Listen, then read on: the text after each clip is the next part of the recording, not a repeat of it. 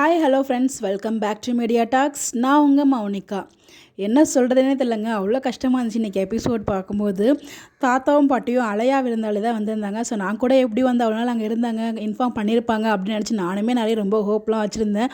But unexpected அவங்க வந்து பார்த்திங்கன்னா யாருமே கூப்பிடாம விஷயம் தெரிஞ்சு கேள்விப்பட்டதுமே நம்ம குடும்பம் அப்படின்னு சொல்லிட்டு வந்திருந்தாங்க. இன்றைக்கி எபிசோட் பார்க்கும்போது எனக்கு அப்படியே கண்ணே கலங்கிடுச்சு. அவ்வளோ ஒரு எமோஷ்னலாக இருந்துச்சு தாத்தாவும் பாட்டியும் பேசும்போதும். இன்னொரு பக்கம் காவேரி வந்து பார்த்திங்கன்னா தாத்தா பாட்டி சொல்கிறது எல்லாமே உண்மை அப்படிங்கிற மாதிரி வந்து அவங்க கண்ணாலே வந்து எல்லா ரியாக்ஷனையும் கொடுத்தாங்க. அது எல்லாமே ரொம்ப நல்லா இருந்துச்சு.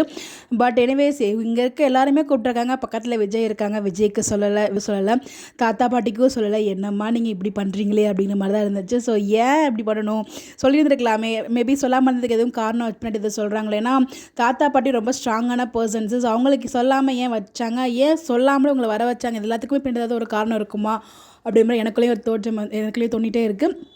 இன்னொரு பக்கம் அவங்க அத்தை வந்து பார்த்திங்கன்னா ரொம்ப எல்லாத்தையுமே கரெக்டாக வந்து கேட்பாங்க. எங்கள் மாப்பிள்ளை வரலையா, அதாவது காவேரி வீட்டுக்கார் வரலையா அப்படிங்கிற மாதிரி கேட்கும்போது குமரன் வந்து தனியாக அழைச்சிட்டு போயிறாங்க. ஸோ குமரன் போய் அழைச்சிட்டு போயிட்டு உண்மைகள்லாம் சொல்கிறாரா என்ன நமக்கு தெரியல.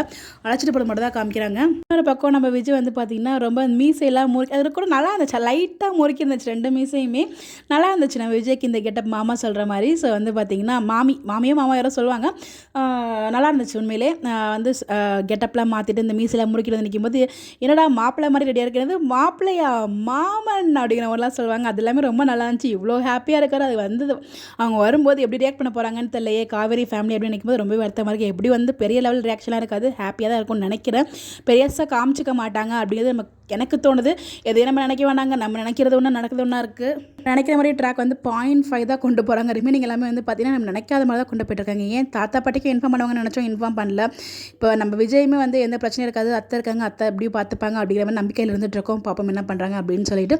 இங்கே இவருக்கு வந்து கிளம்பி இருக்கிறது பிரச்சனை கிடையாது.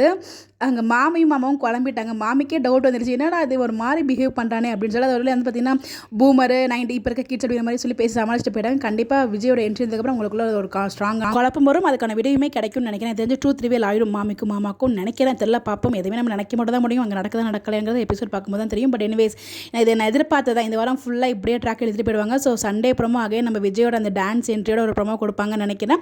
அதுக்கப்புறம் நெக்ஸ்ட் வீக் தான் வந்து விஜயோட என்ட்ரி எல்லா சீன்ஸுமே இருக்கும் போல்.